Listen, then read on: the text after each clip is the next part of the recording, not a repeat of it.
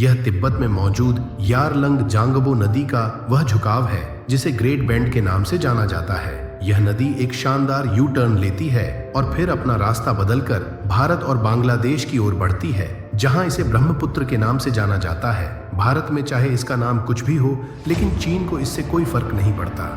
चीन की नज़र पिछले कई सालों से इस यू टर्न पर है।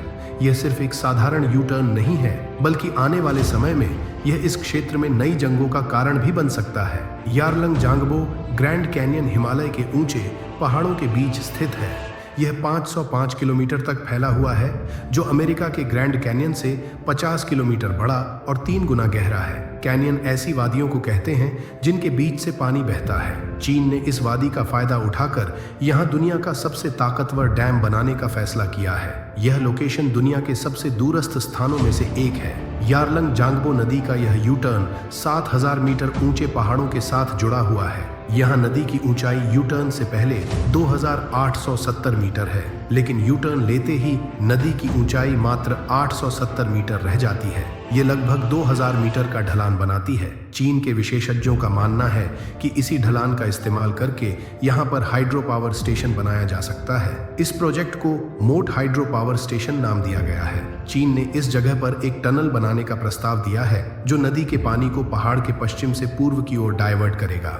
पानी को पहाड़ के 2870 मीटर ऊंचे हिस्से से डाइवर्ट किया जाएगा। 40 से 50 किलोमीटर लंबी टनल खोदी जाएगी, जिसमें मल्टीपल टर्बाइंस लगाई जाएंगी। पानी को 2000 मीटर नीचे गिराया जाएगा, जिससे लगभग 60 गीगावाट बिजली उत्पन्न होगी। यह बिजली उत्पादन चीन के मौजूदा थ्री गॉर्जेस डैम से 3 गुना ज्यादा होगा। पारंपरिक डैम्स में पानी को स्टोर किया जाता है, लेकिन इस लोकेशन पर डैम बनाने में ज्यादा मेहनत नहीं करनी पड़ेगी।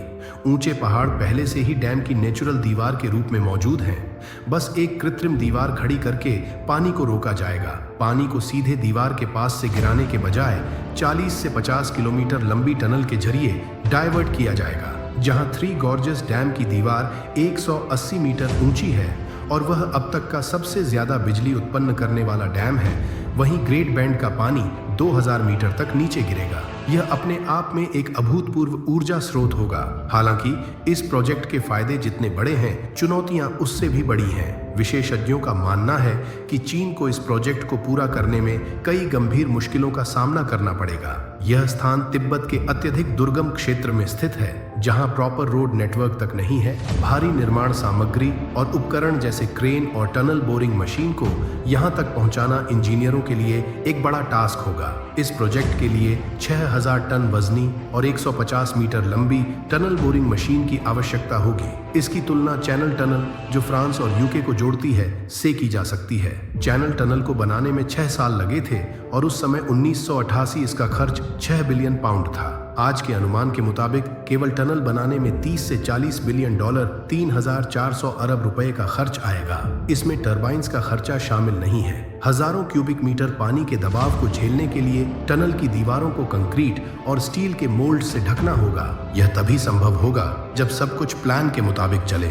यह लोकेशन फॉल्ट लाइन के ऊपर स्थित है, जहां इंडियन प्लेट और यूरेशियन प्लेट मिलती है। 1950 में यहां से केवल 200 किलोमीटर दूर भारतीय राज्य असम में 8.5 तीव्रता का भूकंप आया था। 1901 से लेकर अब तक हिमालय क्षेत्र में 4000 से ज्यादा भूकंप रिकॉर्ड किए गए हैं। जिन डैम्स की ऊंचाई 100 मीटर से ज्यादा होती है और जो फॉल्ट लाइन पर बने होते हैं, वे 6 तीव्रता के भूकंप में ढह सकते हैं। इस क्षेत्र में भूकंप का खतरा डैम की संरचना के लिए एक बड़ी चुनौती है। मोट हाइड्रो पावर स्टेशन की प्रस्तावित जगह लैंडस्लाइड्स के लिए जानी जाती है। 2021 में एक बड़ी लैंडस्लाइड की वजह से यारलंग जांगबो नदी का एक हिस्सा ब्लॉक हो गया था, जिससे पानी को अपना रास्ता बदलना पड़ा। इंडियन हिमालय क्षेत्र में भी लैंडस्लाइड्स के कारण कई बार फ्लैश फ्लड्स हुए हैं। 2021 में फ्लैश फ्लड्स ने न केवल कई जानें ली, बल्कि 2 हाइड्रो पावर स्टेशंस को भी नुकसान पहुंचाया। मोटुओ हाइड्रो पावर स्टेशन की योजना न केवल पर्यावरणीय और तकनीकी चुनौतियां लेकर आएगी, बल्कि भारत चीन संबंधों में भी एक नया तनाव पैदा कर सकती है। यारलंग जांगबो नदी का वह हिस्सा जहां डैम बनेगा, कुछ ही दूरी पर भारतीय राज्य अरुणाचल प्रदेश में प्रवेश करता है। अरुणाचल प्रदेश वही राज्य है जिसे चीन अपना हिस्सा मानता है और इसी को लेकर 1966 से कई बार झड़पें हो चुकी हैं। हाल ही में 2020 की गलवान घाटी की घटना में भारतीय और चीनी सैनिकों के बीच हुई झड़प से एक भारतीय जवान की मृत्यु हुई थी।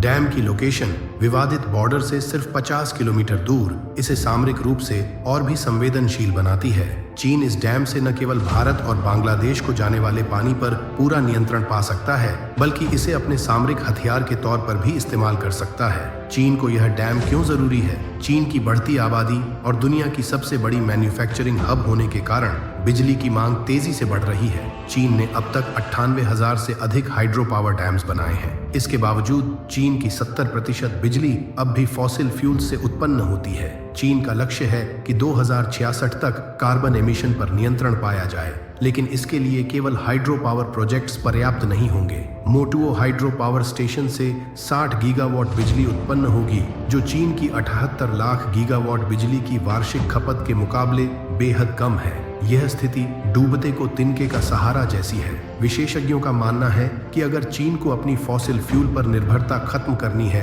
तो उसे हाइड्रो पावर के साथ साथ सोलर, विंड और न्यूक्लियर एनर्जी जैसे अन्य ग्रीन एनर्जी सोर्स पर भी काम करना होगा। यहाँ तक कि मोटुओ हाइड्रो पावर स्टेशन भी अकेले चीन की बढ़ती बिजली की मांग को पूरा नहीं कर पाएगा।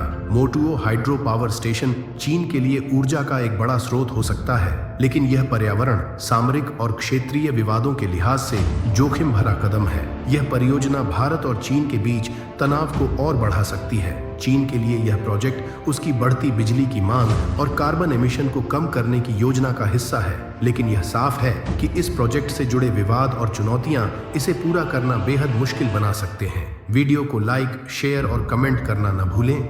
मिलते हैं अगली शानदार वीडियो में।